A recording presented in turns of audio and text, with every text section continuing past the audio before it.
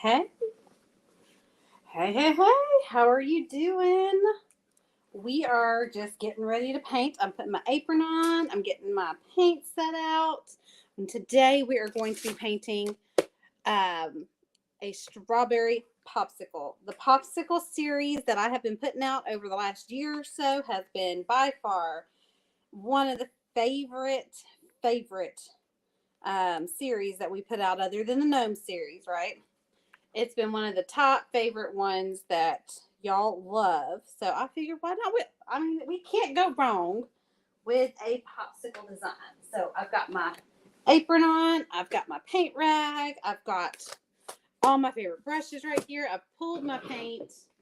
We're going to have just a grand old time. So y'all, when you hop on, say hey. Tell me that where you're watching from. Tell me what you're doing. If you're catching the replay, make sure you put hashtag replay to let me know that you came to hang out after hours. And while we're waiting, we'll just go ahead and get to painting. So the majority of this design is just like the mock-up shows. It's kind of a hey Holly. It's kind of a not red, not pink. It's like if red pink had like a stepchild. Not even a baby, okay? If red and pink had a baby, be a totally different lighter shade of pink. This would be like definitely the bonus child, right? Right here. We've got wild berry, okay? So I'm sorry. what? I'm sorry. Nobody's talking to you, boo. Sorry. My watch is over here just listening in on conversations that weren't intended for her. So we're just going to grab, usually I use my base coat brush. We don't typically need that big of a brush. We need, let me open up my brushes. Okay. I got a little organized over the last couple weeks, but only with my brushes. Let's not kid ourselves. Erica did not get too terribly. I'm still a hot mess express over here. But I did go ahead and put all my favorite brushes in one spot. That way I know where all of my favorite ones are. I still have an arsenal over here of duplicates and extras and brand new ones that haven't been opened yet. But we're going to go ahead and just base coat pretty much the whole top half. So everything from this notch and this notch up. So I'm just going to make me a clean little line. Okay. And I'm just going to paint this whole thing. I know the entire thing, because look at our mock-up. I know our entire thing isn't going to be this pretty. It's almost a watermelon color. I didn't want to go true red just because I don't know. I'm not a big fan of painting with red. Okay, I'm not a huge fan of painting with red. I do have my go-to shades of red that I really, really, really like. But other than that, I'm not a huge fan of painting with it. And I also love to soften shades up. I don't really like to have big, bold shades for certain things. And this one, especially with the flower that we're painting, Sorry, I didn't understand that. Oh, girl, you're going away. We're just going to take you off. We can't do that. You are just being nosy. You're being nosy. So I'm not a big fan of the big bold colors sometimes, especially with this. The flower is kind of a soft flower. The strawberry that I drew is a softer element. And so as I was designing this one, it just felt right to mute all my colors down. So that's if you're wondering why is her strawberry not red? I have rhyme to my reason, okay? So we're gonna let that dry, and as that's drying, I'm gonna bring out khaki tan. You can use burlap or fawn or any of those nice, pretty khaki colors. I'm gonna mix them up. Make sure everything's nice and incorporated.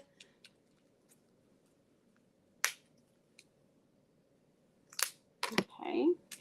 And we're just going to give this down here a quick base coat. It's, for me, khaki tan, fawn, burlap, they're all very similar wood shade colors, right? Like they're very natural neutrals. That makes sense. I hope that makes sense.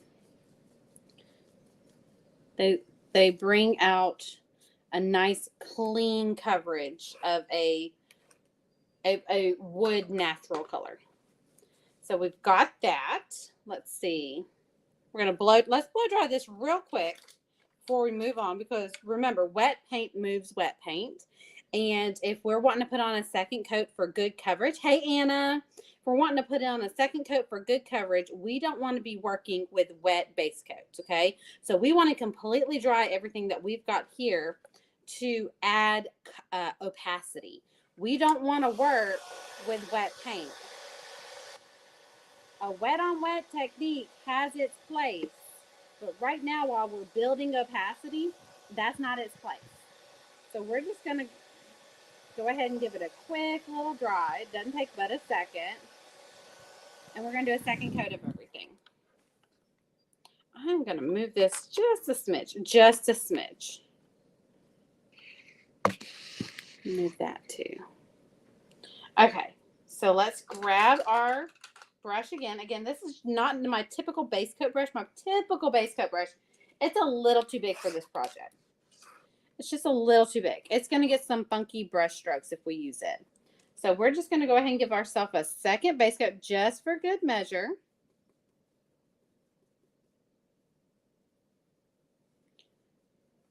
This design right here is a perfect accompaniment to our paint studio designs this month. So we painted, I showed it the other day. We painted a basket full of strawberries. Our technique this month was painting basket weave. I gave them a design that had the basket weave in the template. That way they could trace it and work with it that way. But they did not have to worry about freehanding it. But having it traced like that gives them the motor skills, I guess, the muscle memory of being able to later on, after practicing it that way, of being able to freehand it. It's such an easy technique, but it is intimidating looking at it from a beginner standpoint, or even sometimes from an intermediate standpoint. Basket weave is one of those, it looks more complex than it really is. All right, we're going to do a second coat down here, so I'm going to thoroughly wash my brush. I still see a little bit of wild berry. Now, that's the color that we're painting with right now, wild berry. And we're going to go back to that khaki tan. Again, you can use fawn, burlap. It does not matter. You just want that natural wood shade in paint. So we're just going to go with this khaki tan. Burlap would work. Fawn would work. Trying to think of another one. There's a couple of them. Just depends on how light or how dark you want the wood popsicle stick itself. How are y'all doing? It's Thursday afternoon. Almost Friday. We're almost there. We're almost there. So how are y'all doing? Hey, Becca. Girl, are you on vacation? Because I've seen some pretty, exciting pictures that you've been posting. It looks like you're either on vacation or you went on a little weekend trip or something. I'm living vicariously through your pictures. Oh, it looks like y'all are having fun, whatever you're doing. So again, we're going to blow dry this. So far, all we've done is base coat. We've got wild berry up here, and we've got khaki tan down here. And it has just base coat. Nothing fancy yet. And remember, all the fancy things that we do around here, they're achievable. They're easy, okay? You just got to practice them. Went on minivan, to Mexico. No wonder. It looked like a beach. I was like, oh, she's going to the beach. I want to go to the beach so bad. I've never been to the beach. I've been to a lake. I've been to a sandy place, but you can't call what I've been to an actual beach. Okay, so we've got our base coat backgrounds done. Now let's work on the actual background, okay? We've got polka dots. Now we can go two ways about this. So this is what we're painting. We can go two ways about this. We can mimic this, or we can just take this idea and run with it, okay? So my idea behind putting these little peekaboo polka dots here was to kind of make you think of seeds, okay? I think it'll be more fun to do a splatter paint here. Okay. I love, with strawberry techniques, I love to do splatter paint versus hand painting seeds. I think splatter paint it's so much more fun, and it gives a more fluid look to it. So let's do that. We're going to take Wild Berry, which is our base coat color. I'm sorry, I have the hiccups, and I'm trying not to hiccup out loud. I'm trying to like suppress them because my hiccups get real high pitched. And we're going to marry a little bit of this Poodle Skirt Pink with the Wild Berry. We don't want to do white, okay? So I've got white here. We don't want to do white. We don't necessarily want this to be a lot different than the straight from the bottle Wild Berry. We just want it to be a couple shades lighter. So we're going to pick something that's lighter than it. So, I mean, that is substantially lighter, but I mean, it's not white, right? So let's mix a little bit of this with this, and we'll do some splatter paint, okay? So I've already got a little bit of this on my palette, and I'm done with it as of right now. I can always pour straight from the bottle Poodle Skirt Wild Berry. So I'm just going to mix what I have with the Poodle Skirt Pink. Get a brush that I can use the tail end of the brush. So I'm going to use the back end, the handle of the brush, and I'm just going to mix this puddle with some Poodle Skirt Pink. You notice I didn't mix the entire puddle with the entire puddle. I'm kind of working in that Poodle Skirt Pink, and I'm just kind of working with it. I'm just kind of eyeballing. I have straight from the bottle here, and I have my new shade here, so I can kind of gauge how different it is. And it's not quite ready yet. I want it just a little bit lighter. So I'm adding Poodle Skirt Pink, not my Wild Berry. So I'm going to add as I want to make it lighter, I'm just scooping a little bit more in, and I'm incorporating it, okay? Remember, your paint dries just about a half a shade darker than while it's wet, okay? It's never going to be true to a bottle, right? The bottle, your bottle is frosted, okay? So that's already altering the color, right? And even if you were to open the bottle up, the wet color is different than the actual painted color. Just slightly. It's lighter, okay? It's lighter.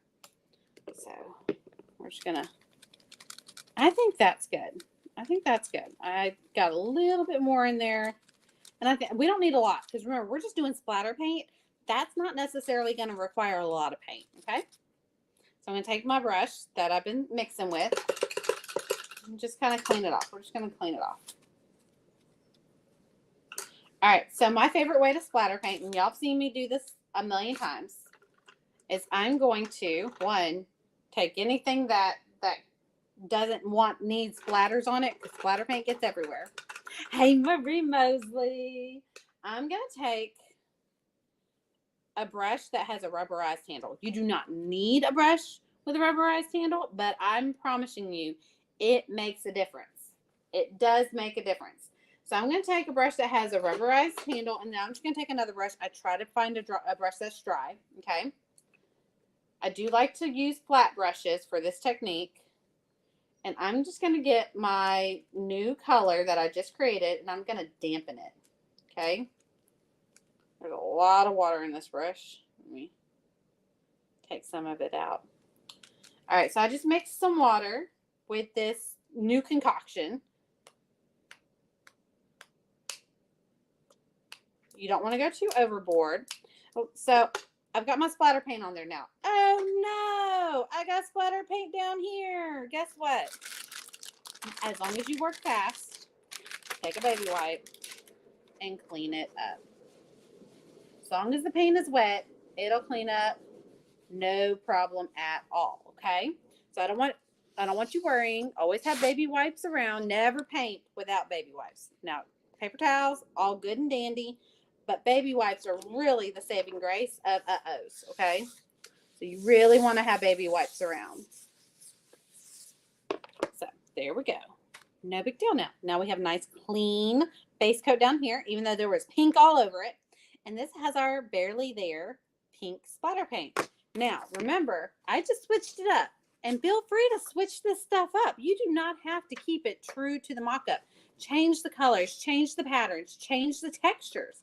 You can definitely go from polka dots to splatter paint with no guilt, okay?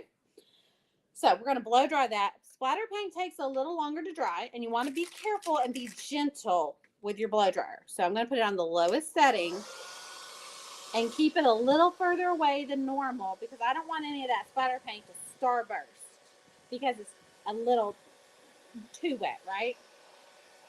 So here we go.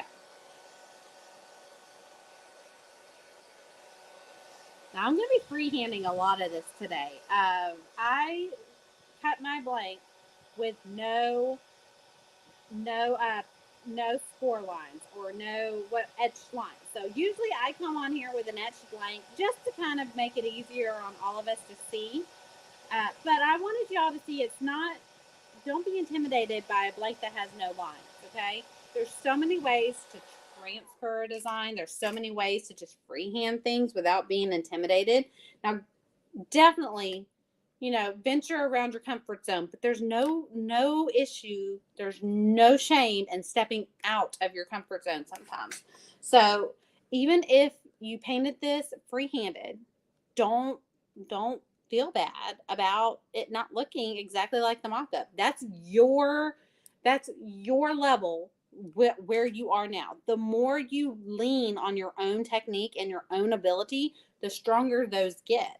So I wanted to show you that it's not scary to paint or freehand some of this stuff. You just have to have some confidence in yourself and let yourself make mistakes. So we're going to freehand a lot of this, okay? I want to start with the flower. So let's go ahead and knock that out because honestly, if I'm freaked out about anything, it's probably that flower. I can paint that strawberry in my sleep, but it's that flower.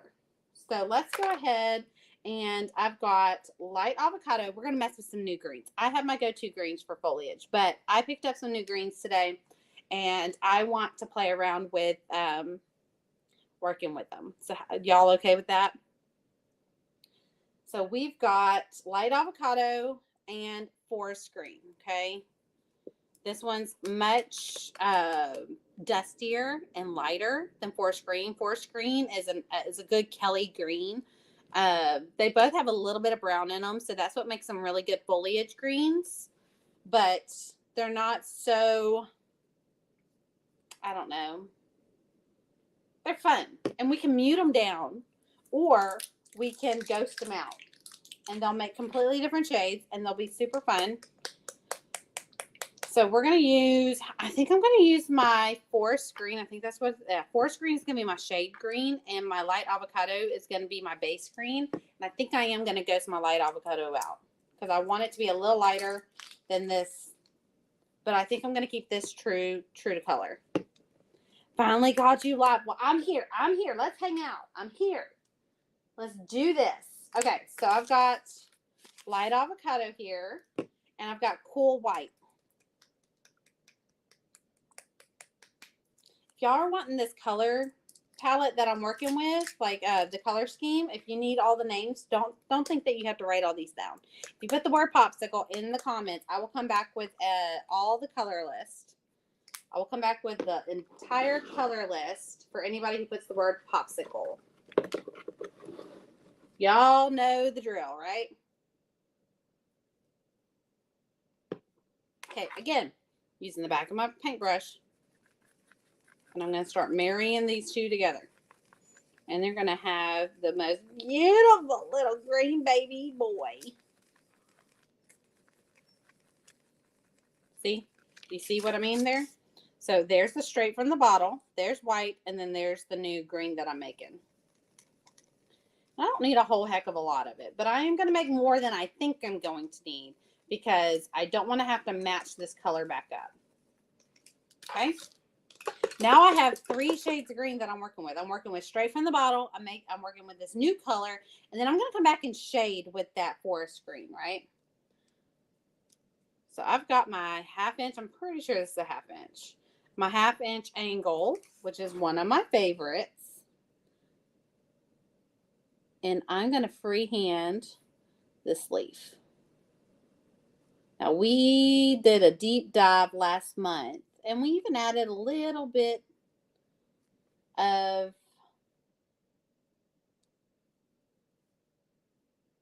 a refresher this month in the studio on my go-to leaf. This is my go-to leaf.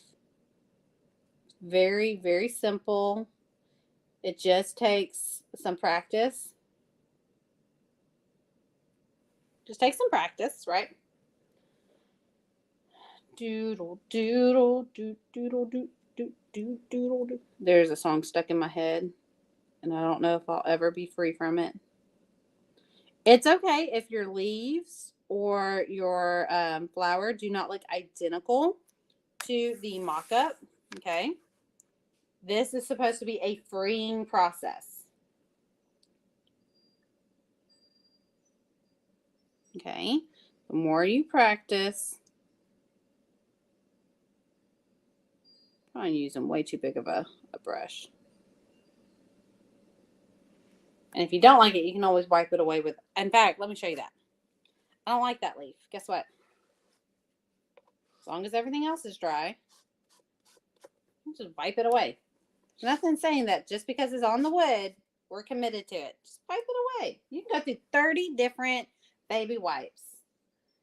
You be happy with your artwork. And if it takes you 30 times to get there, then it takes you 30 times to get there. Okay, so there's one. Oh, wait, that's going the wrong direction. Hold on.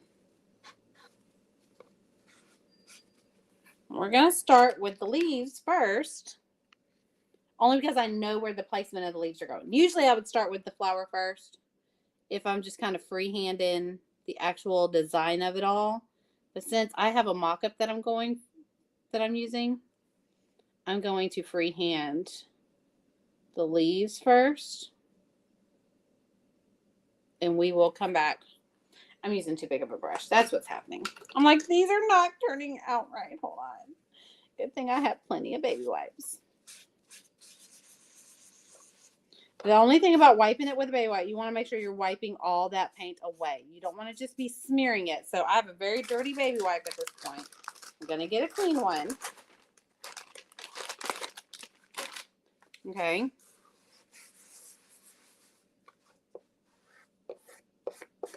There we go. All right, so there we go. Oh, my nose itches. Let's find a smaller angle brush. I probably want like maybe a 5/8, maybe even a 3/4. So a 3/8. I think it may be a 5/8. That's a 1/2 inch. Let's go with a 3/8. Let's go with a 3/8. I love this little caddy. Okay, we're going to wet our brush. Always wet it. Unless you're doing a dry technique, wet your brushes. Now, like I said earlier, if you're wanting the color list for this design, or all the colors that we're using today, just put in the comment the word popsicle, and I'll come back later and I'll add the color list for all the colors that we use today.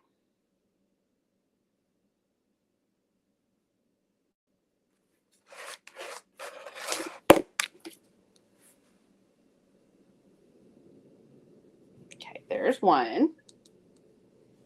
Pick up this new color. Okay, and right next to that one is this one. I'm a directional painter, so it helps me to get my project in just the right angle, which is me painting the point of the leaf towards me. Any other angle I'm not very comfortable with. I like to rotate my project around and get it in just the right angle. All right, now we have, if you look over here in our mock-up, so we've got this leaf done, this leaf done, this leaf done. Let's do this leaf. So they're kind of coupled together. Turn my project to where I'm pulling the point of this leaf towards me.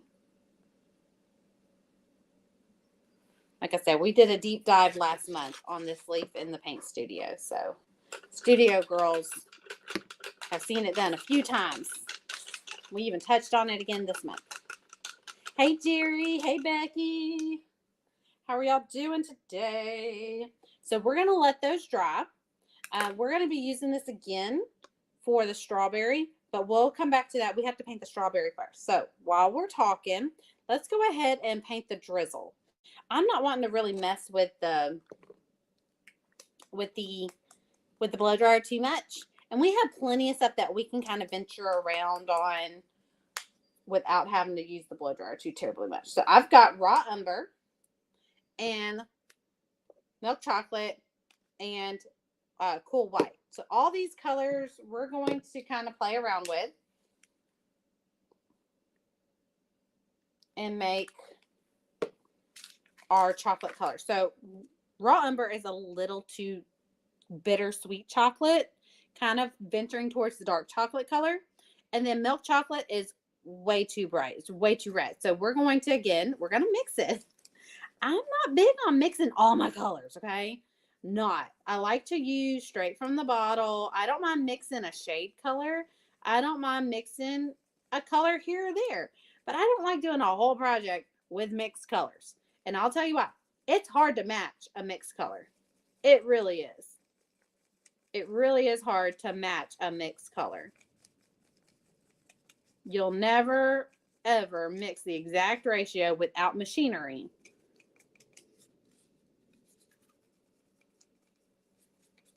Okay, I think I got the color. So I got my raw umber, which is a little bit. I mean, it's just a little bit of milk chocolate. I wanted just a little bit of softness to that raw umber. So right here, I have a drizzle. So right here, I see in my design here, okay? So here, let's see if I can get these side by side. So I've got my drizzle right here and right here. Okay, they kind of come out on the peaks. See these little peaks? I'm going to create a drizzle. Again, this does not have to be identical to the mock-up. We are freehanding this. We just don't want this to look funky. So the thing that we really need to pay attention to is the peaks of this drizzle, okay? Everything else can be as willy-nilly as we want it to be. But that drizzle right there and that drizzle right there, because they come to the outside of the design right here, we want to make sure those make sense to the eye. So other than that, we're going to create using our angle brush, doing little circles for the peaks. So all the drizzle that comes down, we're going to make little circles, okay? Little half circles, about half an inch apart, so about a finger's width. You can make some of them closer, so I'll make this one real close. Okay, so I'm making just little half circles. Some of them are actual circles. Let's make this one way down here.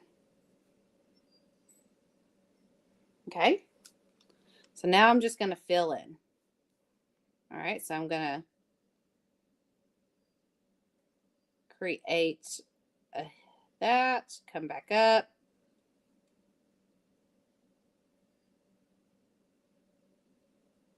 See how that's just coming together? They don't have to be perfect. They don't have to be identical. I'm not even looking at the mock-up to see how my drizzle on the mock-up looks. I am just, oh, look, these are so close together. So I'm going to want to make sure that my little heel, that's kind of how I'm seeing this part right here, okay? These little voids right here. I'm seeing them as if I'm drawing a hill, okay? Hey, Dawn. And so I'm just kind of connecting each one by creating a hill, okay?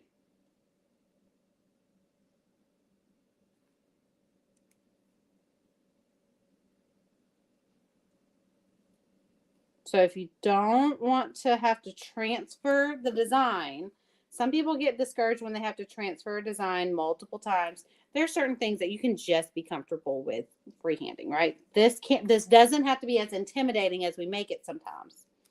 So now I'm just going to come back and fill in the rest of it.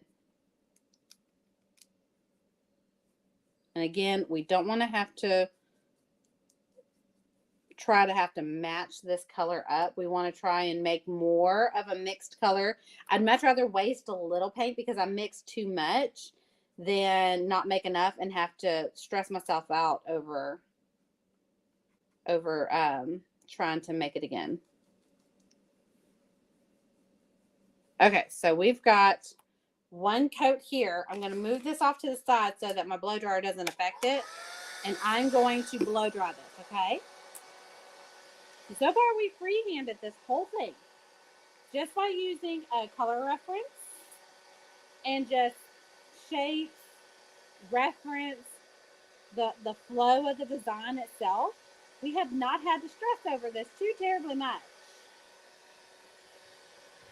And it just takes practice and just letting yourself step outside of that comfort zone. If we botch this completely, guess what? We can take some sandpaper.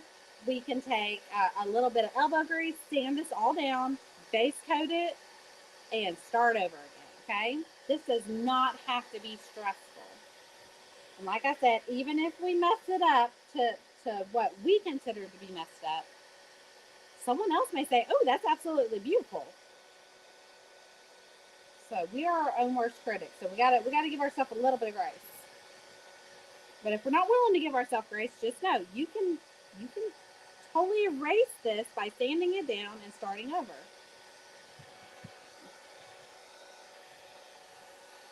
All right, so these edges right here are not dry. Now that I've got that, look at that. Look at that. And it looks nothing like this right here. Nothing like it, okay? Like, it obviously looks like a popsicle dipped in chocolate, but these peaks are not identical. There's 4 peaks here, and I've got 5. No one's going to say, hey, I saw that design online, and it didn't have 5 peaks. No one's going to do that. And if they do, they're not our friend. And we don't need to care about what they think about our artwork.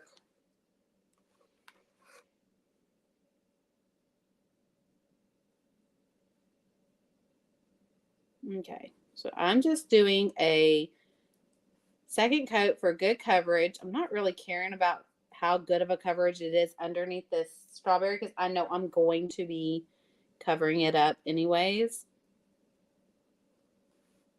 I'm just doing a second coat because that first one is super streaky.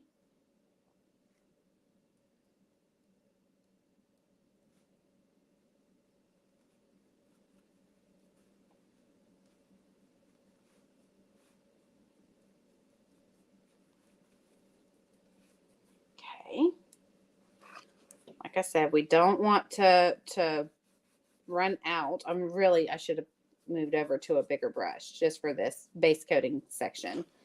The 3/8 angle was perfect for creating these peaks and to do those leaves, but there's so much space up here. I could have done that in less brush strokes.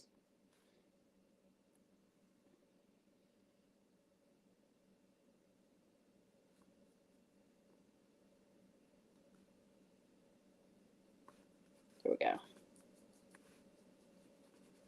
Okay, I'm going to wash my brush, blow dry that again, and look to see if there's any spots that are kind of streaky. Hey, Cindy. How are y'all doing?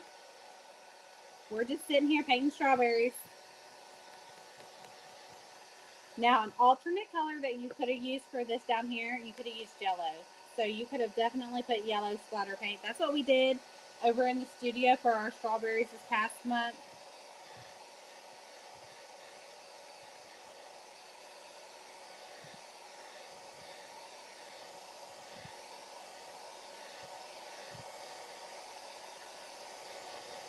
So I'm just getting this dry so I can move on to vanilla. Girl, we're just base coating so far. All you've missed is some splatter paint, and I promise you, you're already a master at that.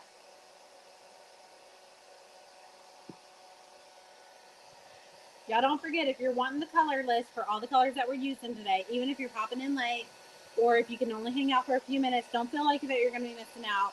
I put the word popsicle and I will come back and link the color list to anybody who put the word popsicle in the comments. You'll get your own individualized list that you can copy and paste or write down real quick. You do not have to feel like you have to miss anything. All right, we're still working with our 3/8 brush. I'm going to try maybe do half a coat just for good measure. One last time just to give it this, one last. There's still a little bit of streakiness for such a dark color. It's probably because we mixed it and played with it too much. It didn't like it. It didn't like me doing that. So this is just a little half a coat.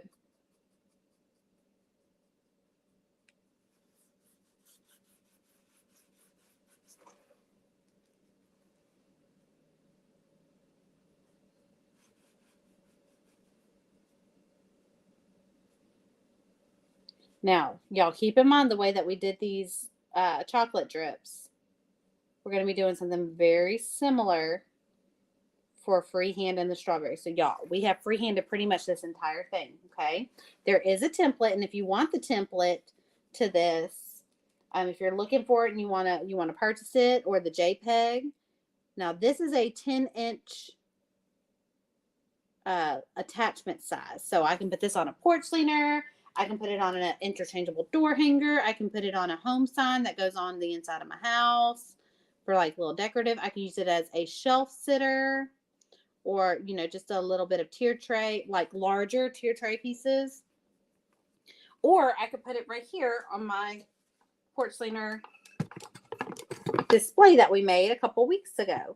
That's super cute. And we'll probably do that today. We'll probably go ahead and put that up, because I'm going to make another strawberry themed porch leaner attachment that's going to go on my actual porch leaner over in the paint studio, because this month strawberries are part of our theme. Okay, there we go. I'm just going to kind of fade this in a little bit. So there's our chocolate drizzle. Oh, it looks so yummy.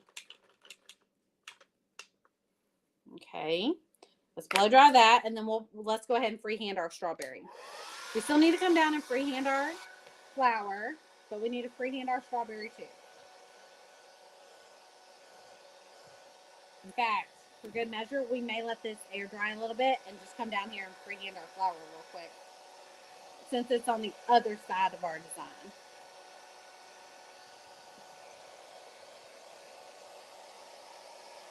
Okay, well, let's do that. I have some cool white, okay, cool white. When I work with reds, I like to use cool white because it neutralizes. There's cool white, warm white, snow, or titanium white. I have all three. And yes, they are all different. Cool white is my favorite. It's my go-to. Snow white used to be my go-to, but snow white it's paper white. It's really, really hard to work with, and it not look like it kind of stands out a little too much. All right, so I'm just making little heart shapes, and I'll probably require 2 coats. Hold on 1 second. Let me make sure I'm doing this right. Yeah, I am. Okay. So this isn't a daisy or anything like that. This is just a kind of a whimsical flower. But you can definitely use your template because it's included on the template itself. If you wanted to freehand it, all I would do is make really skinny heart shapes. And there's 2, 4, 6 petals. So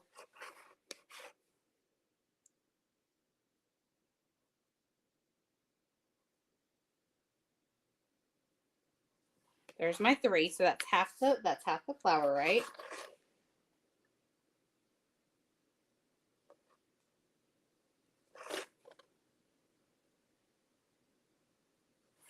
There's 4.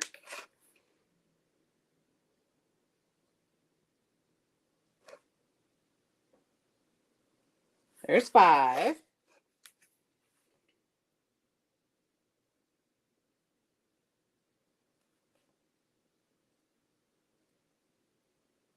There's 6.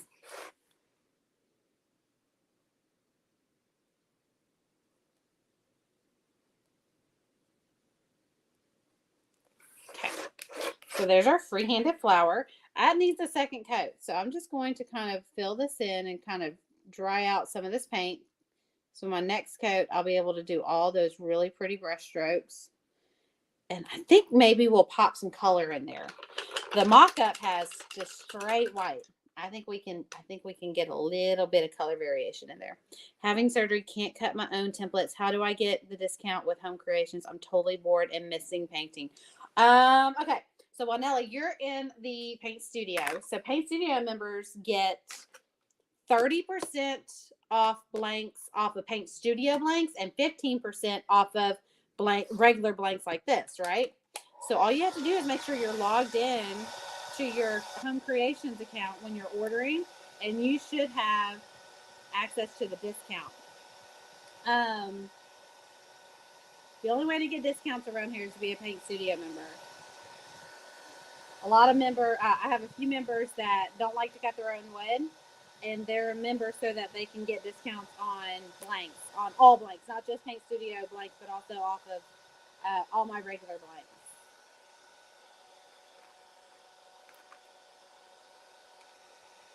In fact, you just reminded me I need to put in a quick order with Home Creations too, because there's a couple of things I don't necessarily want to cut myself, even though I have a laser.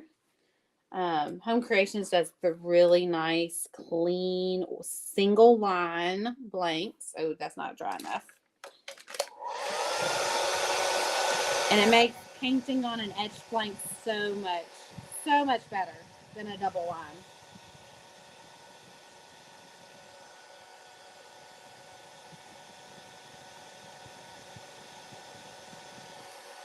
Okay, just like the chocolate, I think I'm gonna let that air dry just a little bit. I haven't received an email with a template since January. Who do I need to contact?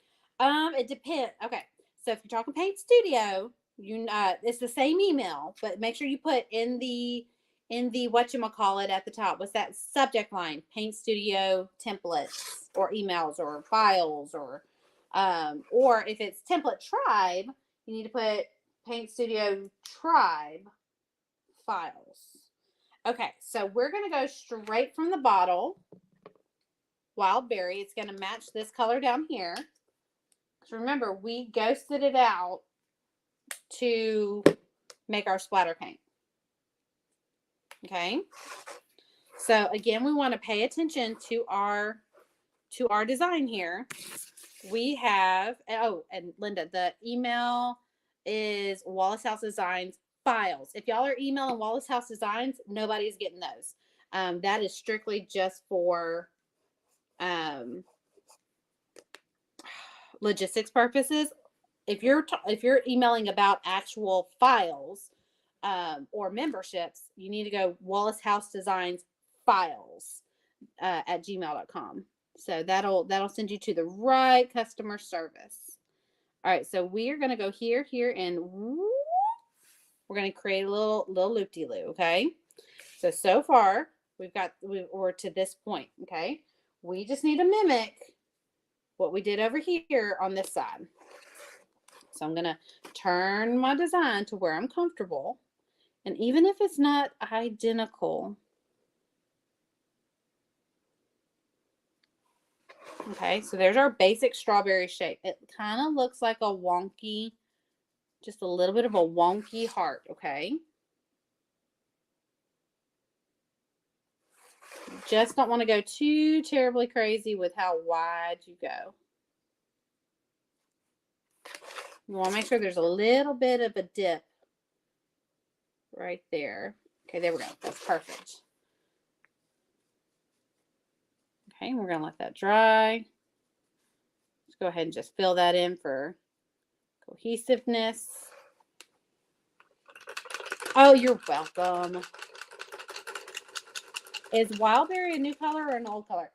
I want to say it's part of their staple line, like their main catalog, because I've had it ever since, like, I can't remember a time I haven't had it. I say that, but I don't use it too terribly often. I do love it. It's a perfect red, but I don't want a red color.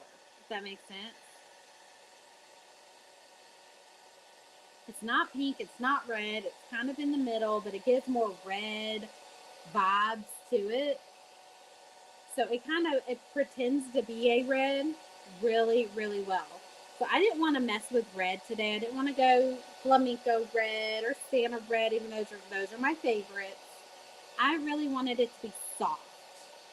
Yes, I use it for watermelon all the time. It's one of my go-to watermelon colors. It pretends to be red very well. That's my best way to describe wild berry. It's a nice, versatile kind of pinky red.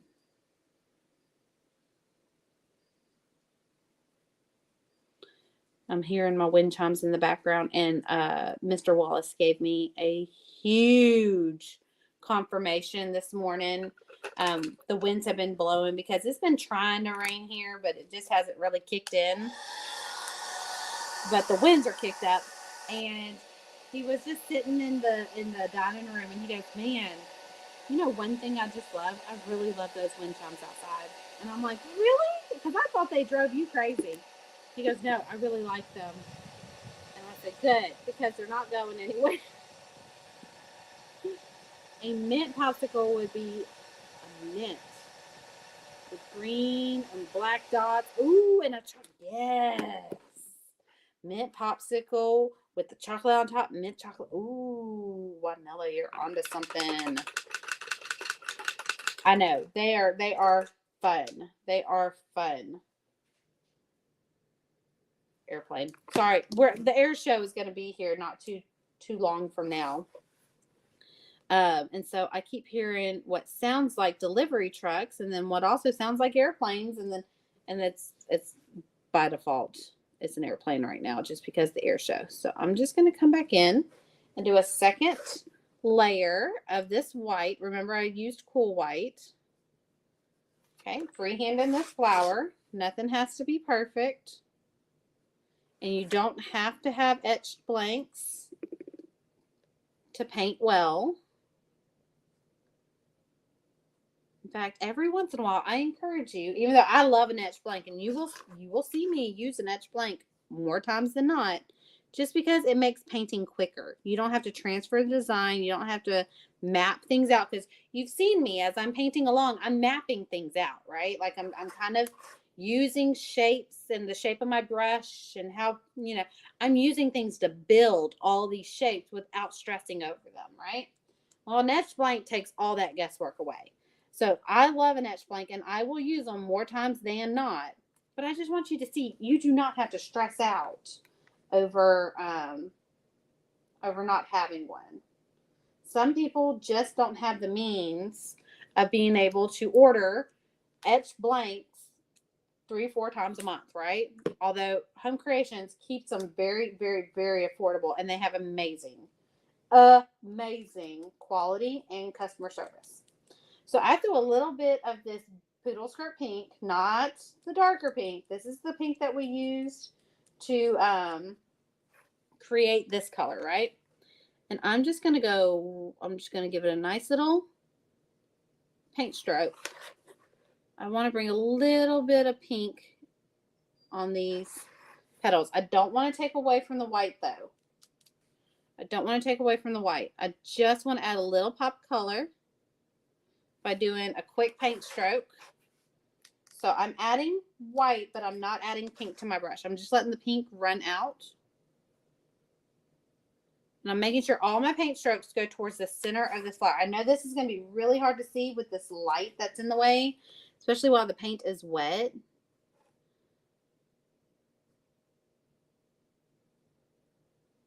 But all I'm doing is I'm just throwing a little bit of pink. And it's laying down differently. So let me see if I can. You really can't see it. I mean, you can see it. It's kind of dingy compared to the actual clean white. I'm going to repaint this one. It's still wet. I still have time. I have time. While it's still wet, you can play with it. right? You can, I just don't want it to be super, I don't want it to be super pink. I want it to be little hints of pink. All right, so we're done with this flower. Let's paint the centers. Ooh, you know what I don't have? I don't have a yellow. Let me see if I have a yellow paint pen. Normally I would use Sunny Day and I would stipple some yellow on the center of that, but I don't have it here and I would have to get up. It's right there. I see it. I could go get it, but I have a yellow paint pen. Yellow paint pen. So we're just going to do that. We're going to wait for that to dry and we'll come in and do a little bit of drawing our center in. Hey, Door Hanger Junction. Has been a long time since I caught you live. I love this. Well, thank you. I typically, now don't hold me to this, I try to paint every Thursday afternoon. I got out of school a little early today. And so I was like, ooh, I get to definitely go live. Because the times that I don't go live on Thursdays is usually whenever I get hung up at school a little longer than normal.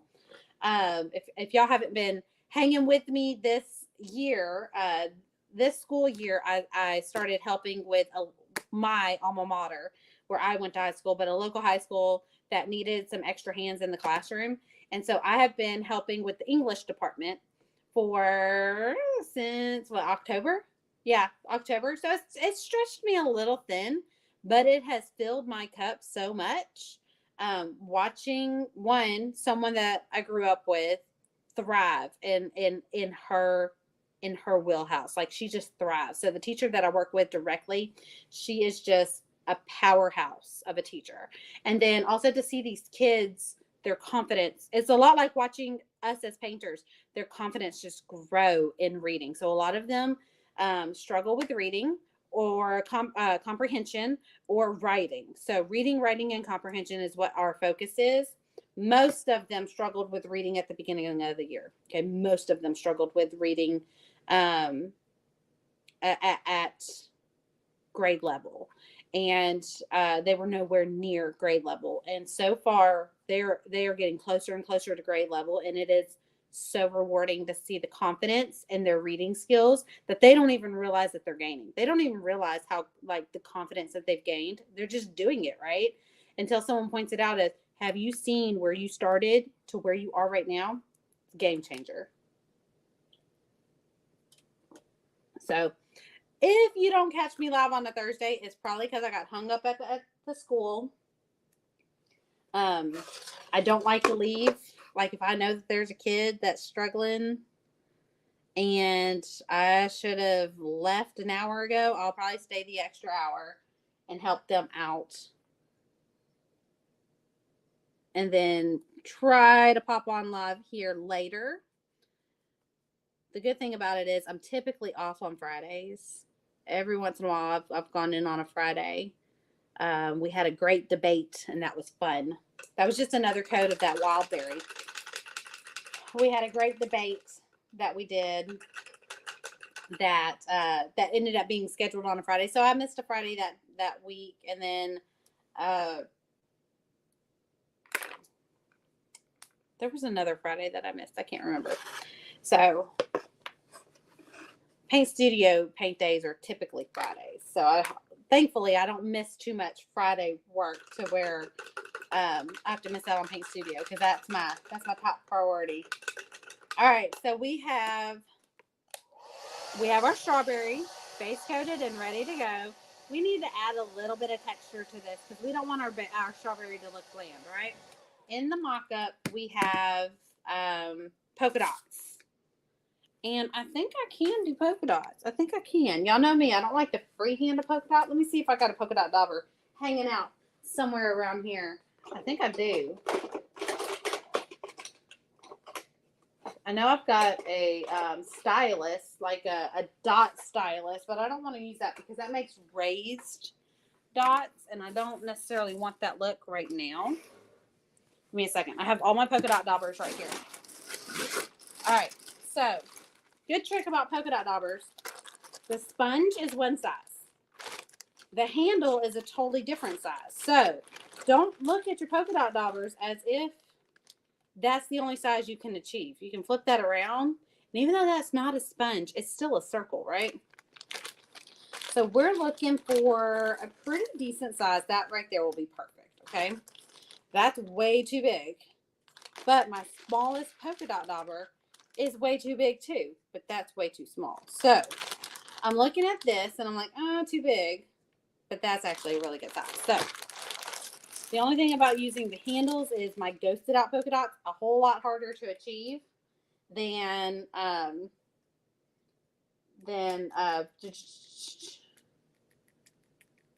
right, so then with the sponge. The sponge is a lot easier to achieve it.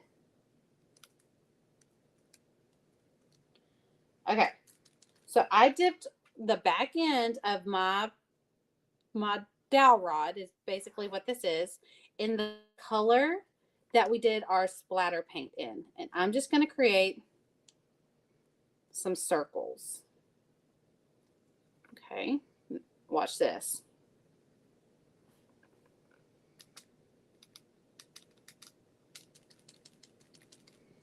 Gonna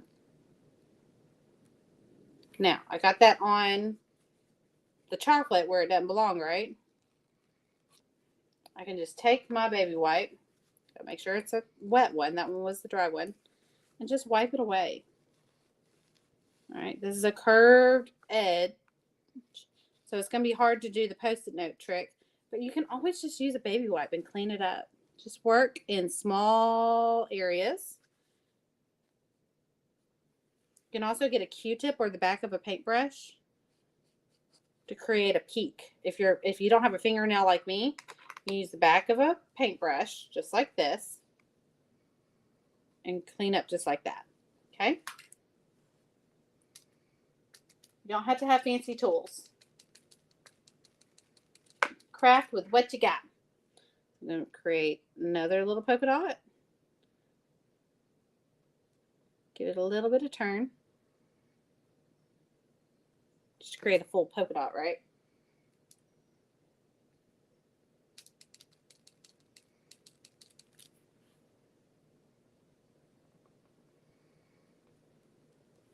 Okay. Clean my dowel rod off. It can go back in the container that has all my polka dot daubers because I never really put paint on the sponge, and that's okay. All right, so I'm going to take the back of my brush with a baby wipe, and I'm just going to clean up the edge, or I can take my finger, clean up the edge. You don't need fancy tools to do the job right. There we go. Perfect polka dots without having to have specialty polka dot dauber, right?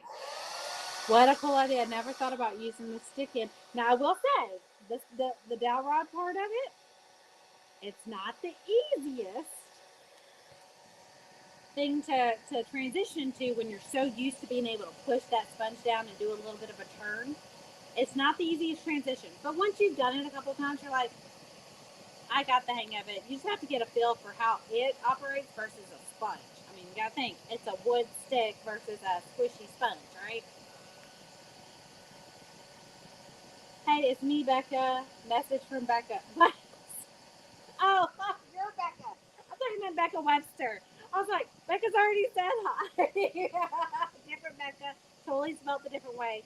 But my brain computed Becca Webster. Hey, Becca. How you doing, girl? Raylan's not home right now. I'm painting while the kids are still at school. We've got a busy afternoon. I've got another class to go to. Hayden's got a dinner date. We've got a busy afternoon. So we're gonna be running around like a chicken with our head cut off. Okay, so those polka dots are a little too stark for me, right? I didn't want to have to go back over them again. So all I'm going to do is I'm going to take my wild berry and I'm going to water it down just a little bit. This is straight from the bottle, wild berry. I'm going to thin it out just a little bit. I don't want it to be super thin. I just want to break down the opacity of it, okay? So I'm just going to break it down just a little bit.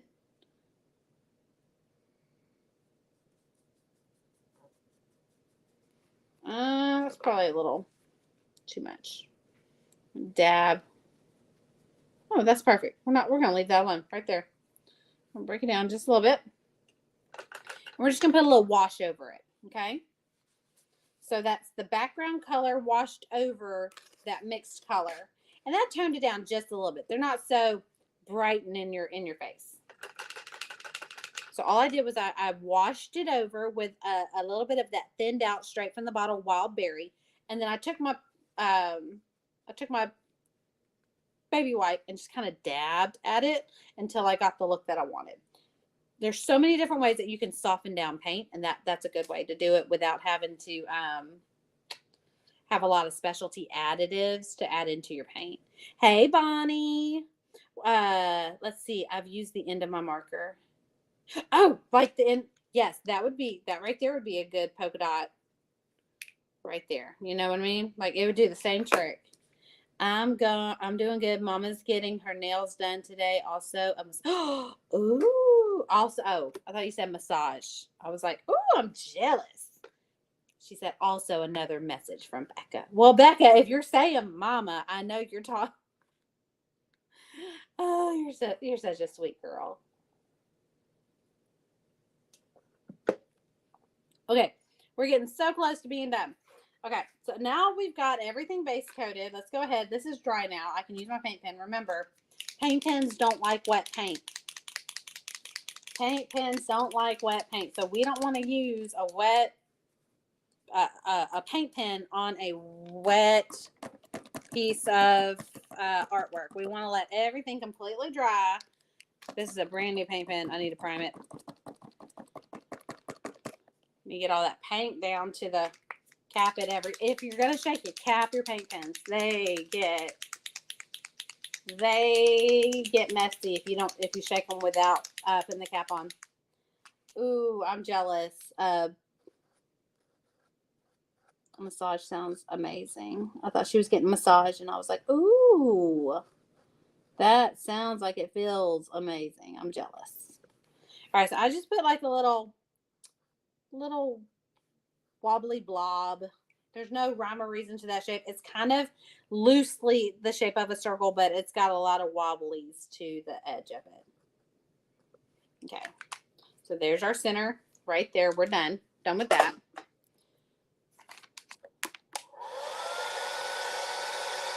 Blow dry it just for good measure. Paint pen dries really fast.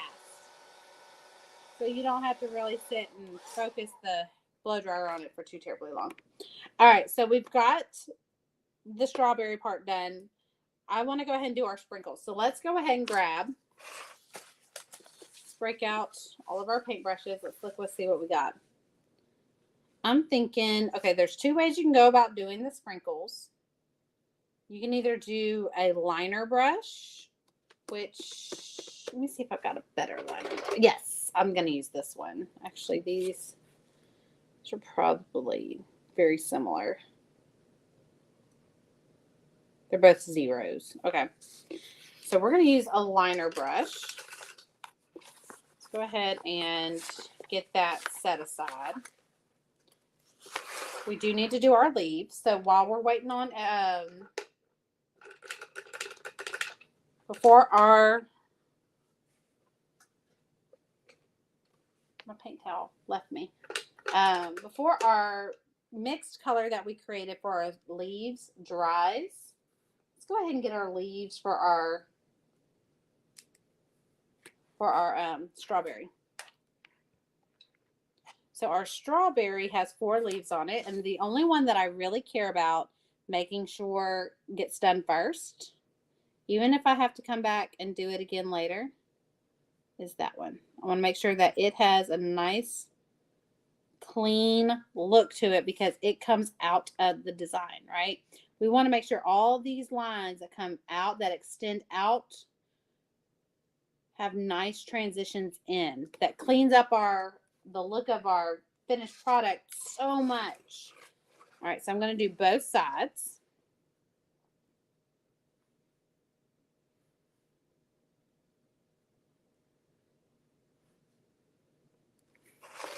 I don't know why I fight this. I do better when my brush comes toward me.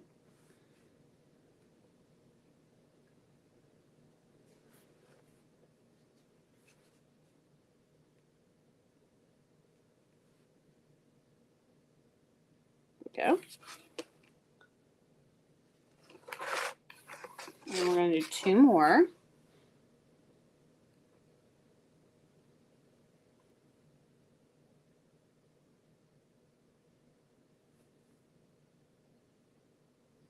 My brush is way too big for this. I should have bumped down in brush size.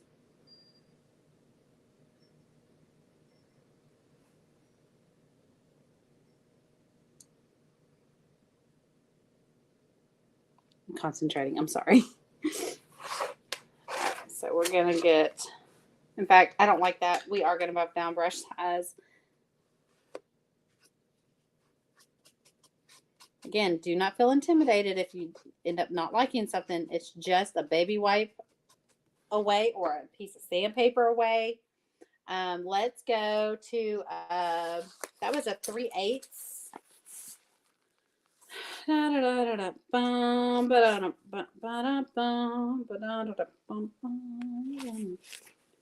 Choose a flat brush. I don't typically like making my leaves with a flat brush, but this is such a little leaf. I think we can do it. Okay. So same situation. Oh yeah. So much cleaner. There we go. Again, I don't know why I'm fighting it. Paint towards yourself, Erica Ray.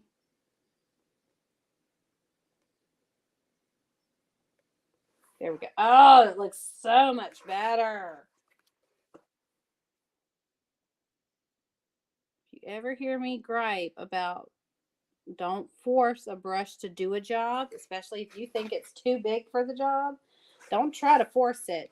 Just grab the brush. Just grab the brush that is the right size brush. Don't try to force a brush that's too big to do a job that's meant for a 1/4 inch brush. A 1/2 inch brush can really overpower a spot that's meant for a 1/4 inch brush. So there we go. There's our topper. And now we just need a little bit of, I'm not even going to pour this out. We're just going to go straight from the cap, milk chocolate. It's going to be milk chocolate, maybe add a little bit of white. And I'm going to go whoop,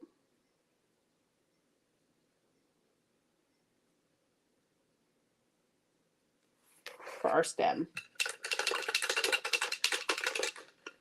Okay. Let's blow dry that. And then we can start adding our shading because that's what we're really missing here.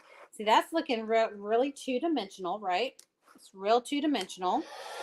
Watch this start transforming. Watch this start to transform. Transforming. Watch this really transform once we throw some shading on here.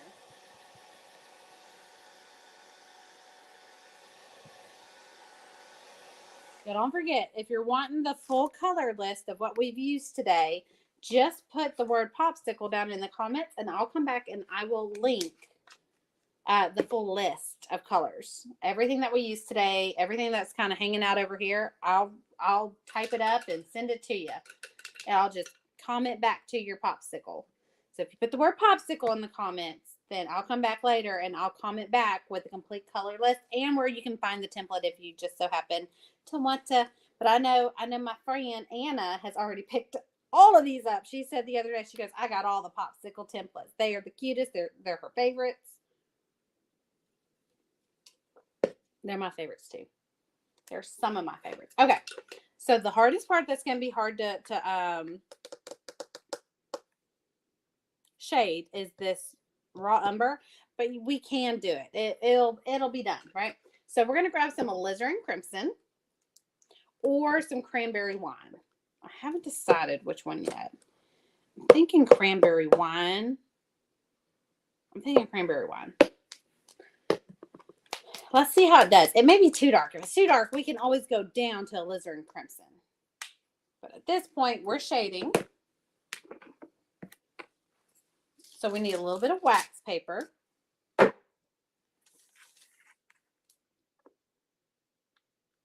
And just a dot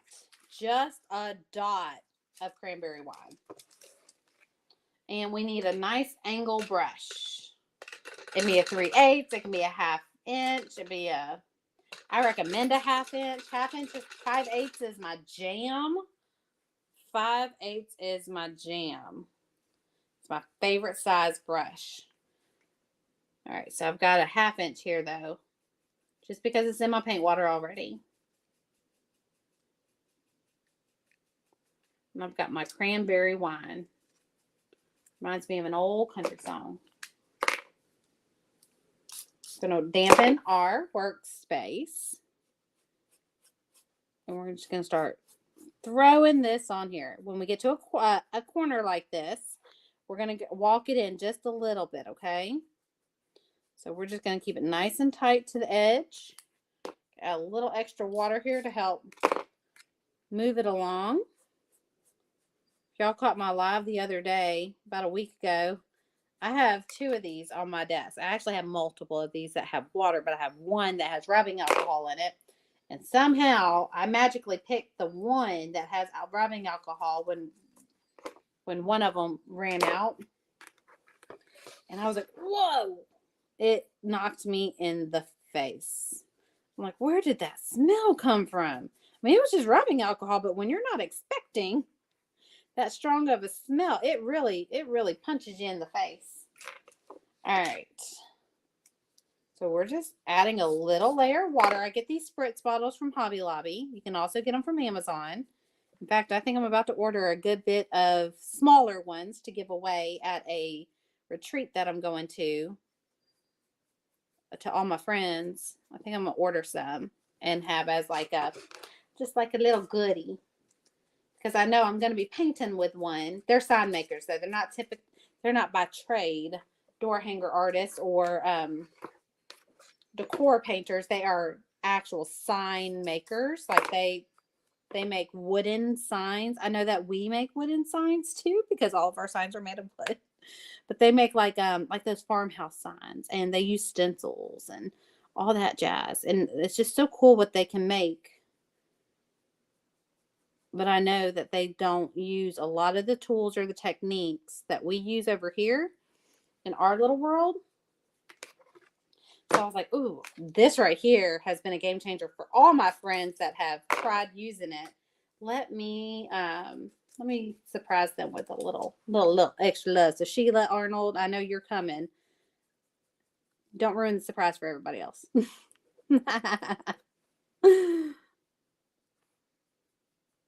I'm excited to hug Sheila's neck. I've missed her. She was so much fun. Her and her daughter and her crew. She had a whole crew.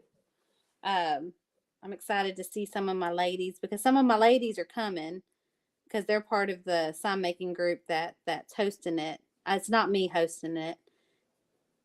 It's just it's a friend of mine. And they invited me to come. But I'm not gonna show up empty-handed. I'm bringing my friends something.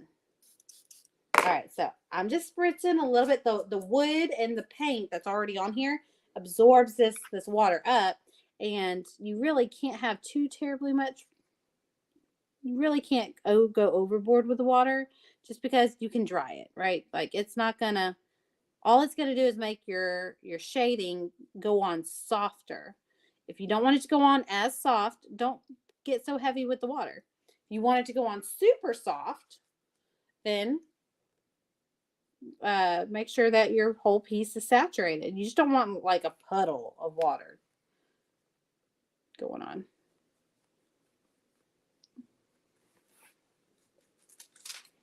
Okay. I can hear my dog snoring all the way over here.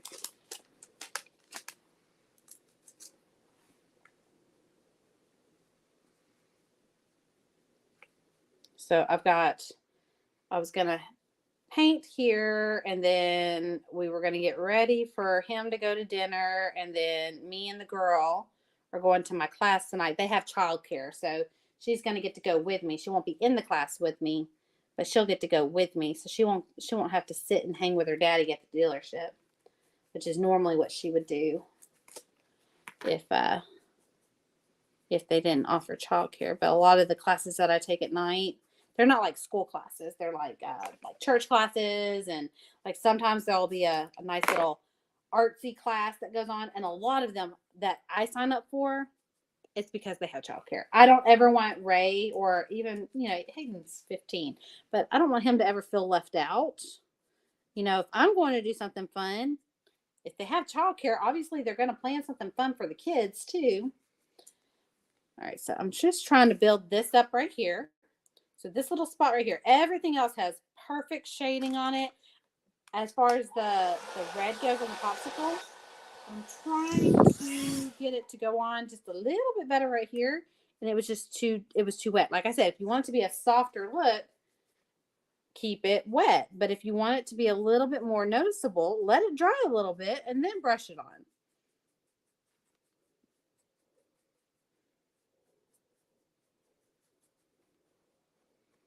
Okay. So far, we've taken this part and made it a little bit more 3D looking. There's one more little spot that I want to add a little bit of lift. And that's right here behind these leaves. I want this flower to really lift up. So I'm just going to add a little bit. I'm not being super precise. I'm just adding a little bit of color change underneath those leaves. So it's going to be a super soft transition. It's not going to be a full-on shade like it was here. So right here, it's right here. Anna, girl, y'all, she posted it proudly in the studio. I was like, oh, you have no clue how much it meant to me that waking up to know that someone enjoys them as much as I do, because a lot of these designs I designed because someone has mentioned, they're like, oh, it would be fun to have something like this. I'm like, you know what? I'm taking note. I'm listening to you. But there are some things I do for me, right? These popsicles are for me. And then when I realized other people liked them just as much as I did, I was like, oh, well, I guess I'm not the only quirky decorator around here, because I think they're just the cutest little things.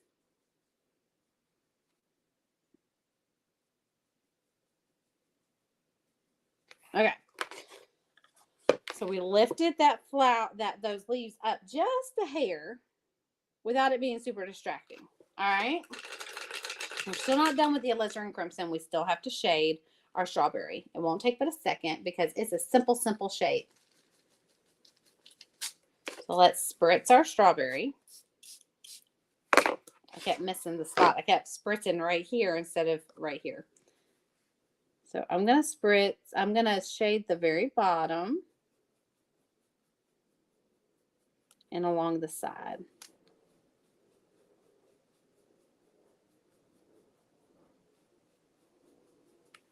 Okay, I'm going to pick up a little bit more. Just build it up.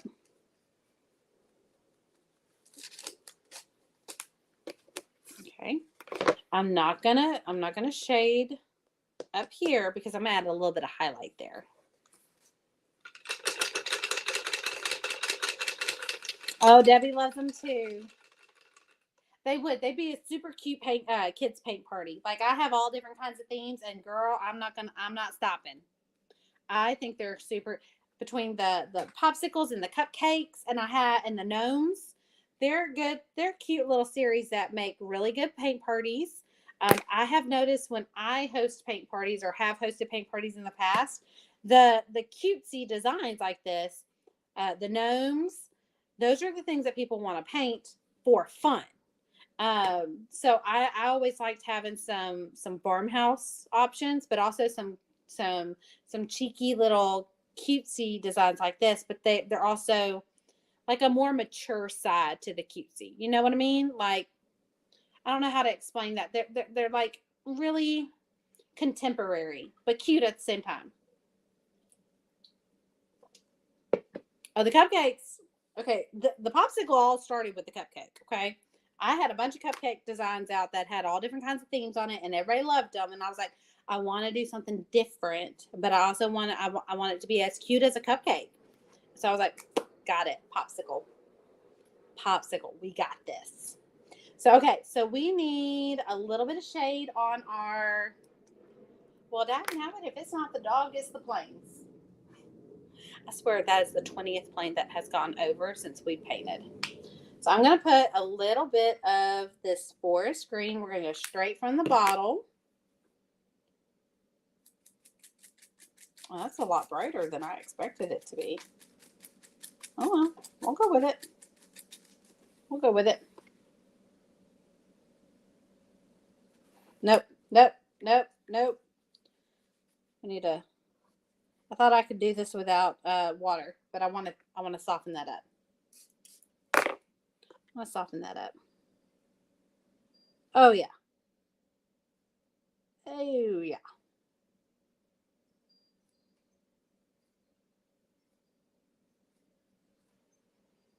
Okay.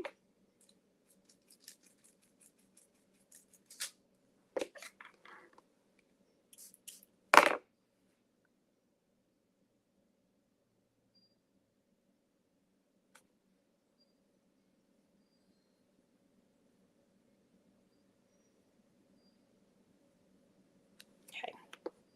Get that out of the white of the flower. See, it's just adding just a little bit of separation between the two different types of leaves. Because remember, there's two sets of leaves. There's two over here and there's two over here. So this is adding just a little bit of separation and shadow at the same time.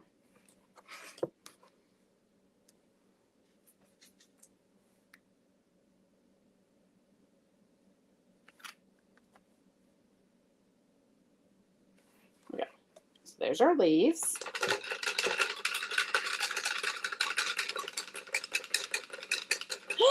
That would be super cute. The mommies could do the gnomes and the kiddos could do the popsicles or a cupcake.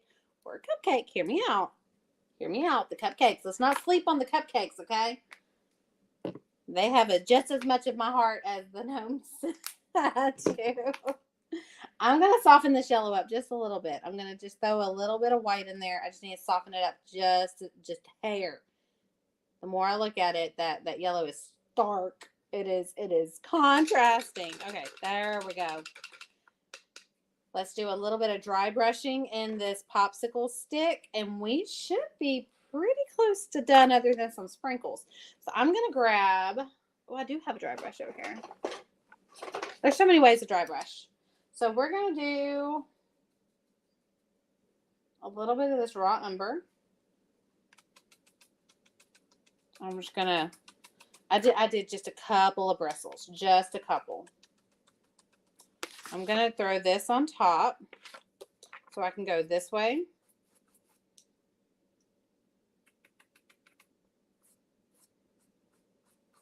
And this way.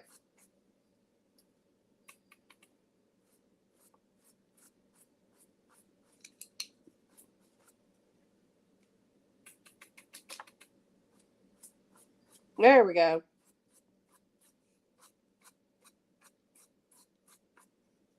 I was going being very careful with it that I was afraid to really get in there. Okay, what other color can I throw in there? Let's do some milk chocolate. That might be a little weird, but let's try. Oh yeah, no, that's good. Now, if you feel like you got too heavy-handed with your dry brushing, let me show you how you can erase it. Blow dry. Get all the dry brushing completely dry, okay?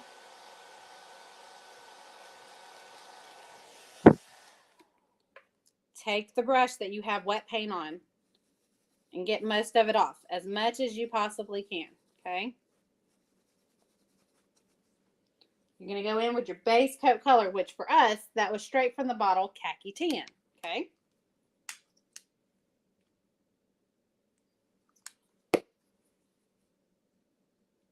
There's two things that we can do here, okay?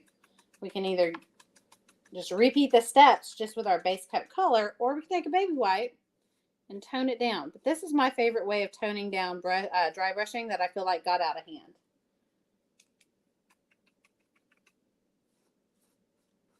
really tones it down, and it also brings that base coat color back to the top so that it doesn't look like random, for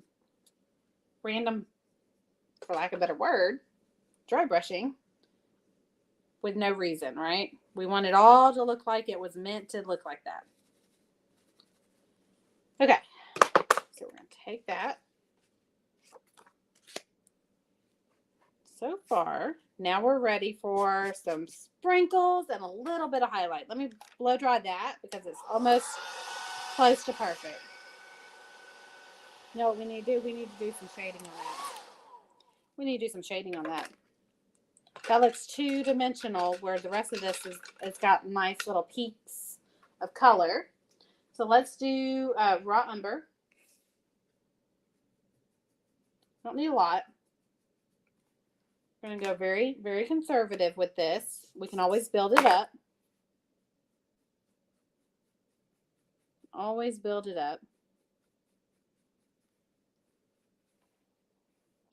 I'm only going to do half of this. I want you to see the difference between shaded and not shaded, okay? So I'm only going to do half. Okay.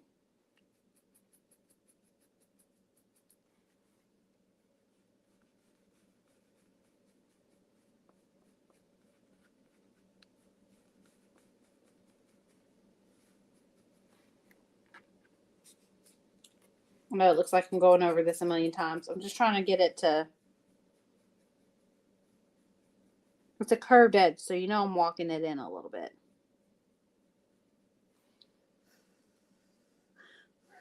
Dry that up just a little bit. The drier the wood, the more you can build the color.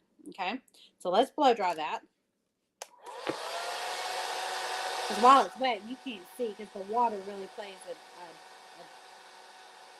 a number on the glare. All right, there we go. So I want you to take a good look, okay? I know that's kind of far. Let me see if I can get closer and you can see. So over here, there's shading, and it makes the popsicle stick look like it kind of curves back, and it's got some dimension to it. Over here, it's 2D.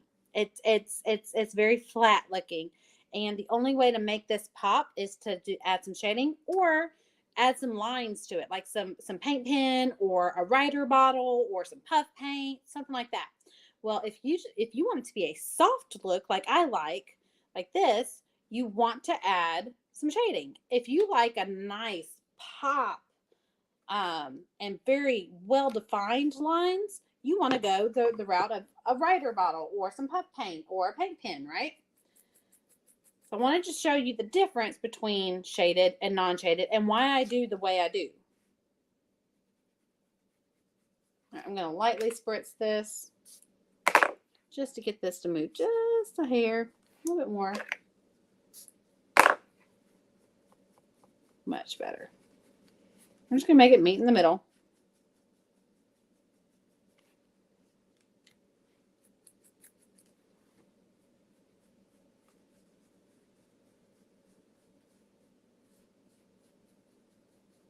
And then I'm going to shade underneath the actual popsicle itself, because that comes out further. It's going to create a little bit of a shadow on the stick. So we don't want to leave that.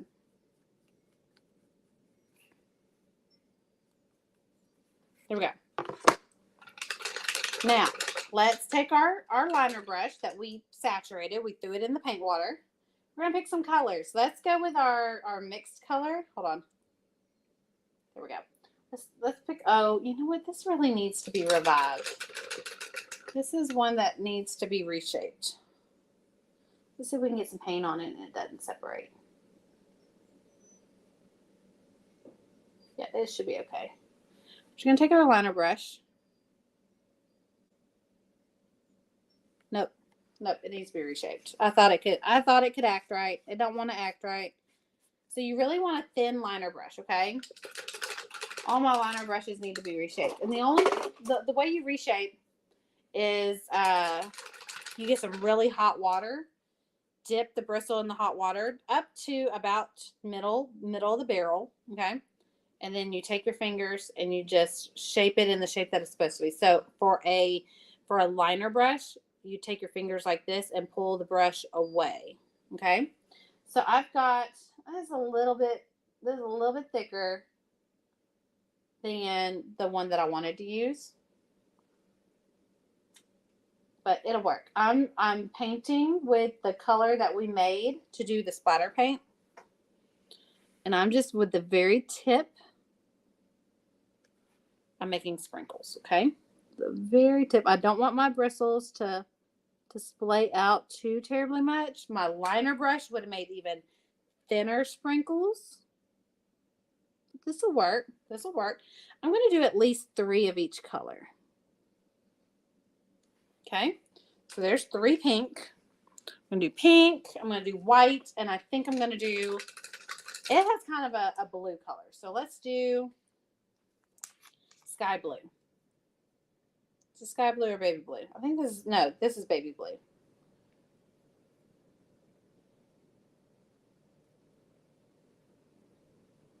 All right, so this is that baby blue. Again, I said I was going to do 3 sprinkles of each color, going in random directions. And now I need white. I just don't want to do green or red because green and red are darker colors and they're the primary colors here, right? So again, I'm using a little bit bigger of a liner brush than I would typically want to use, but that's okay. We work with what we got. My other one needs to be reshaped. And I didn't want to fight with my brush. Oh, I don't like that one. Remember, if you don't like something, take a baby wipe. Wipe it away. Just make sure your baby wipe is still wet. Mine's drying out a good bit, but that's okay.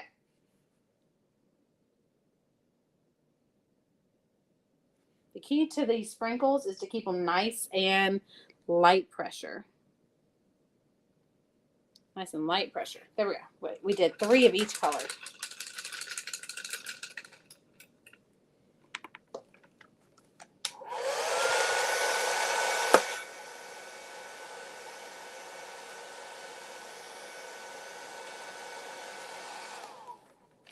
Now, let's do some highlight.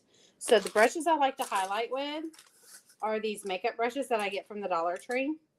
These are just Wet n Wild makeup brushes. I think this is a crease, what they call a crease brush, or an eye. Maybe it's just a generic eyeshadow brush.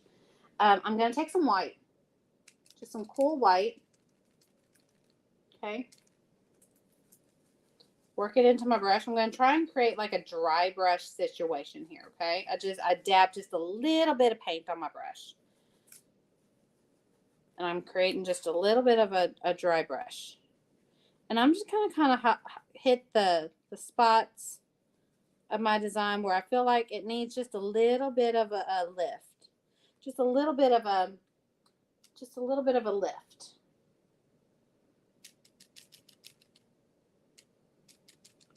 So what I'm doing is I'm adding white to my brush.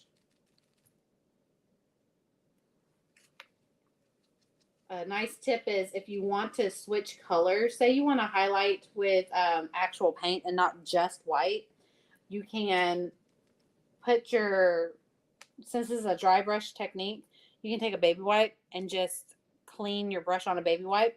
It cleans it, but it doesn't necessarily get your brush damp, and you can still continue on with the dry brush technique, right? So we're just kind of dabbing the majority of this paint off of our brush. We're looking for a barely there situation.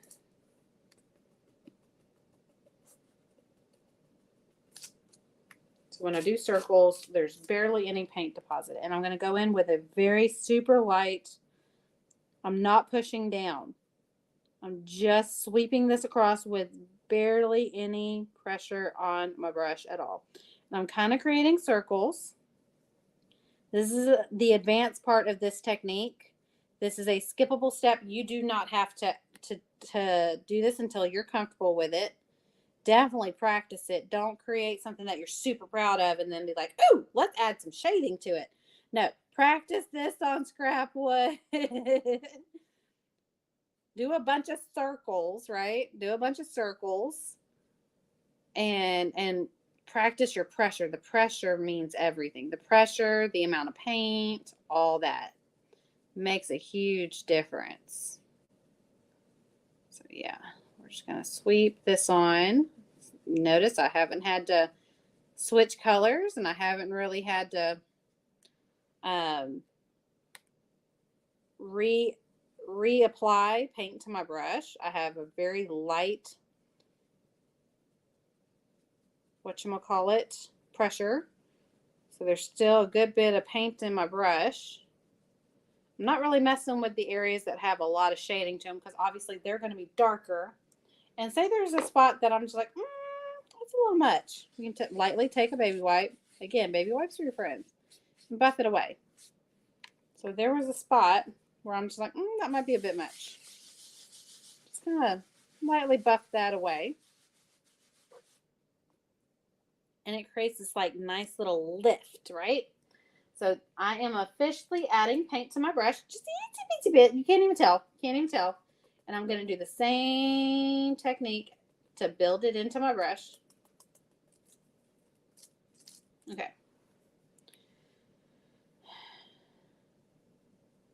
I'm going to do it in the peaks down here. Not heavy. I'm going very light with the pressure. I'm going to go sweep it across here at the top. Very light pressure. Don't want to necessarily make it a huge transition as far as like a contrast. You know, I want to keep the contrast nice and light. I don't want it to be white on top of this dark brown, right? I just want to deposit just a little bit of highlight to places where there would naturally be highlight. So all the drips would naturally have a little beam of highlight because they would catch light at the very top of the drip. And then right here at the very top, but then also this strawberry. The very center of the strawberry up at the top would get highlight as well. It's a simple way to add highlight to your designs without having to work too terribly hard or have a million highlight colors. Again, if something gets a little too heavy, just take a baby wipe, kind of buff it around, kind of buff it. Okay. When there's this much contrast, something super dark and my white highlight, I always take a little bit of a baby wipe, especially one that's been sitting out. It's not super wet, so it's not going to wipe it away completely. All right, I think we're done. Oh no, you know what we're missing? These little curly cues. But we are done with this, so we're gonna go ahead and commit that to the water. Let's see. We need a liner brush. We're gonna go on with the same liner brush that we did our sprinkles with. I'm going to get the color that we created. I'm gonna add a little bit of water to it. Okay, I want it to be kind of inky, not necessarily super damp, just a little inky. We want it to move and flow a little bit better than straight from the bottle paint. Okay, so we're just gonna add a drop of water, not a lot. Okay, just a drop. We're gonna knock off the majority of the paint off of our brush. We don't want a lot of paint buildup. Okay, and we're gonna do a nice little curly Q.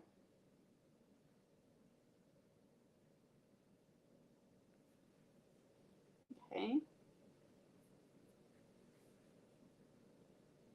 Super light pressure on my brush. I'm not pressing down, so my bristles are not spreading out a whole lot. Okay. Again, going back to that watered down, literally just a drop on my brush.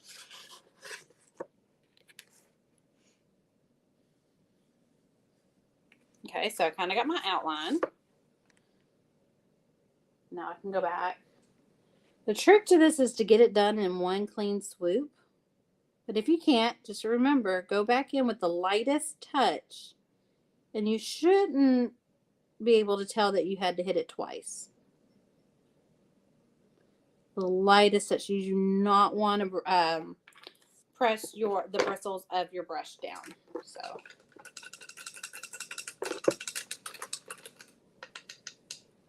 there we go.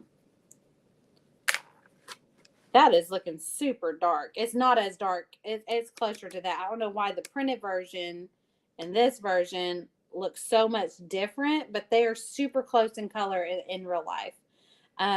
If you have any questions on how we created this today or where you can get the supplies, or if you would like to get the color list, so all the paint names that we use, they're all Deco Art Americano paints. If you want to get any of that information, put the word Popsicle down in the comments. I will come back and link all the things and include a color list for anybody who puts the word Popsicle down in the comments. If y'all want, we can go ahead and start putting a sealer on this and getting this thing ready for showcasing. There's not much more that we can do to it. I'm going to add a little bit of paint pen, just a little bit, okay? With flowers, I am a big fan of adding paint pen to flowers, okay? There's just something about flowers that sometimes they just need a little extra oomph. So we're going to go, okay.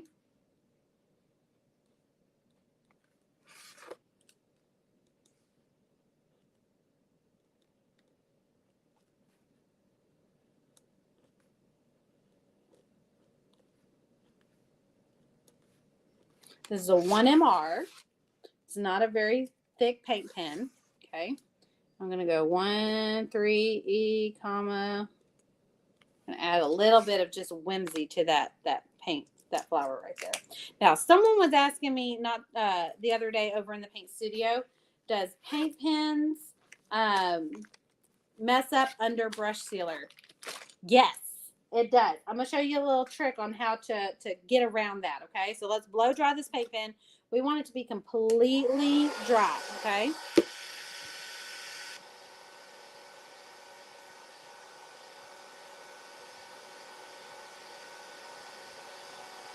Okay, it doesn't take but a second for a paint pen to dry. Let me show you a little tip or trick, especially on these smaller designs, on how I go about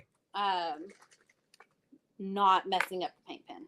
Okay, let me get my sealer pan. I have a pan that I put just sealer on. Okay, this is Liquitex High Gloss. You can also use just the glossy. So for anything with paint pen in it, I just use one of these sponge daubers and I go, woo, I just sponge over it real quick. Okay. Try not to let the bubbles.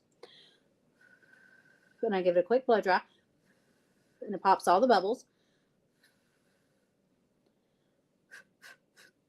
Okay. And I dry it. So now all the paint pen is sealed in, okay? I don't have to worry about this smearing at all.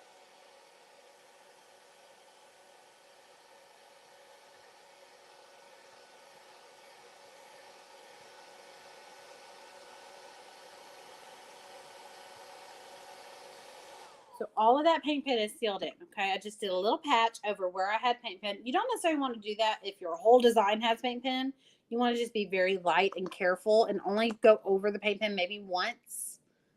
You don't want to let the sealer sit there and then all of a sudden go back over it with your brush. It's going to smear, okay? So all I do is I just go over it with the sponge dauber. Okay, and then with brush sealer, all I do is I just go over the entire design in one direction. So I'm going the width of it, okay? I'm just giving it a quick coat. Giving it a quick coat just over the width of it. Then when that's dry, it takes just a second for it to dry. And we don't want to overwork it. Brush-on sealers are really funny. Once they start drying, they get tacky. And so you don't want to start putting your brush over something that's already started drying and getting tacky. It's going to create streaks. So we want to make this completely dry. We see how the sealer spread all that highlight that we put on here. See, before we put the sealer on, those highlights really, you could really see where they were. Once the sealer does some kind of magic, and it just kind of smooths it all out, gives it a nice smooth transition between the highlight and the base coat color. So we're going to go ahead and go north and south now. So we did east and west. I normally do north and south first, but I did east and west this time. And now I'm going back north and south. So I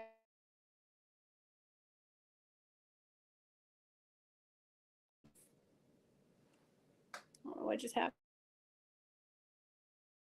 Over, and all of a sudden I lost connection. So I don't know if y'all lost connection. Okay, there we go. It's completely sealed. I do like to put my sealer in its own little cup of water. So anything that gets sealer gets separated from anything that has paint particles in it. All right, so I'm going to go across the sides and clean up where there's any kind of drips of sealer. It dries very, very clear, but it dries slower when it's built up on the sides like that. Let's blow dry that because it doesn't take but a second to dry.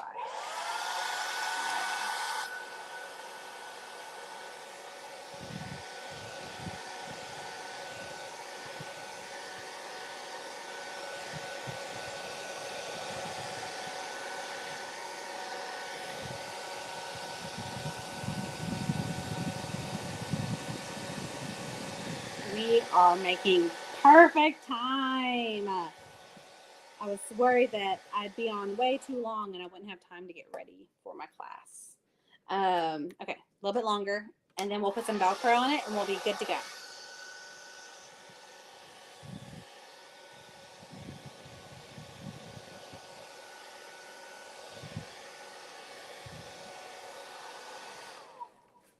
Okay, let's get a little bit of industrial strength Velcro. All right. Come on, I buy it in the big bulk, okay? Because I know I'm going to use it. I may not use it as fast as some others, but I know I'm going to use it.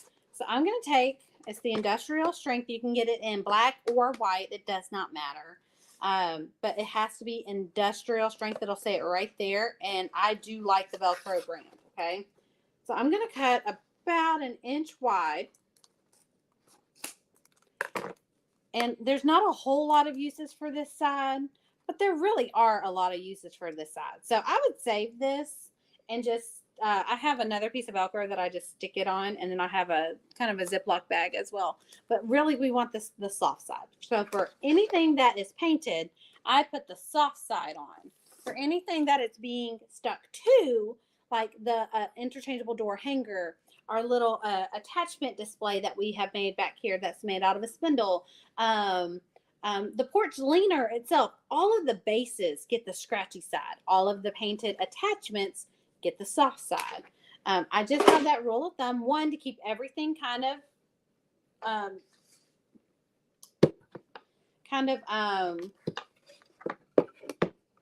not symmetrical. That is not the word I'm looking for. What is the word I'm looking for? Goodness gracious. Everything along the same lines. Everything, it starts with a C. This is what happens. This is why I don't like to paint in the afternoons. Y'all know. Cohesive? Maybe? Consistent. That's the word. Consistent. So I like to have my interchangeable base, whether it's the stand that we created here. Consistent. Look at that. Melissa and Bonnie were right. Uniform. Yes. Okay. Yes. I like to keep everything uniform. Plus, I don't like to have to guess. So I always put the soft side on the pieces and the scratchy side on the bases. It also helps with storing your pieces. If it has a soft side, they're less likely to scratch each other because the soft side isn't going to scratch. The scratchy side is going to scratch the paint of the one behind it, right? Especially if you store them. Now, I store mine in Ziploc bags. I don't store mine touching each other. I store all of my painted pieces in Ziploc bags. On all my smaller pieces in Ziploc bags. So no matter how they're stored, if they're going to scratch, they're going to scratch because I was too rough with it. It's not going to scratch because it, another piece scratched it. Well, dang, this, I don't normally have this much trouble getting the sticky stuff off. Here we go. Woo! Oh, that took an act of God. Okay. Right there, I like to lay very loosely. I did not push down. I mean, it's very loosely on there. And I'm going to center my piece on there. And give a nice little tug. Well,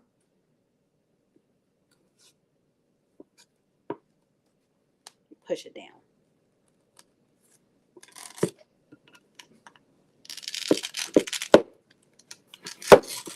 There we go. Woo! I didn't think that was coming up. All right, so we give it a nice little tug, and we get our Velcro perfectly placed. Now, if you are confident that your staples will not go through your wood, some brands of wood, staples go through, so you have to be very careful. But if you're confident that your staples will not go through your wood, you could also reinforce your Velcro with a staple, okay? I've done that, especially on my porch leaner. I always reinforce the Velcro on the porch leaner itself just because it stays outside. And adhesive and the elements are not friends. So I always like to add a little bit of a staple to reinforce it just in case the adhesive gives way, right?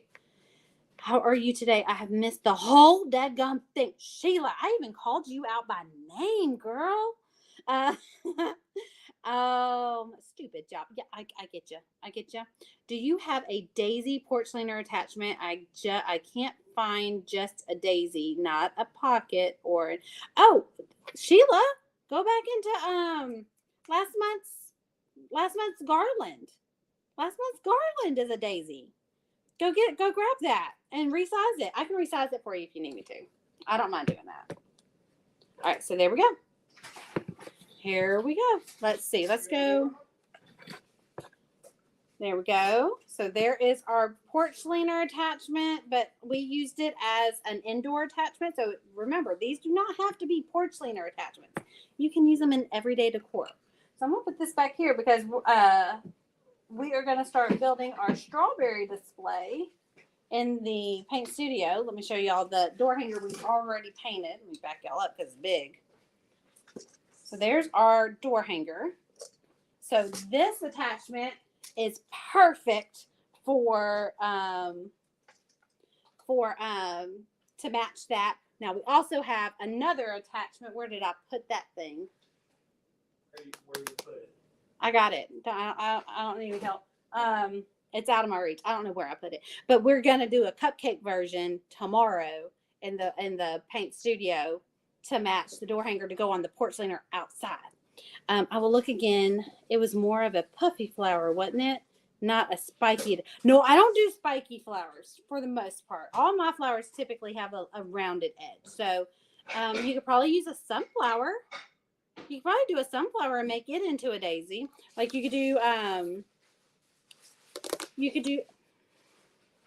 let me look.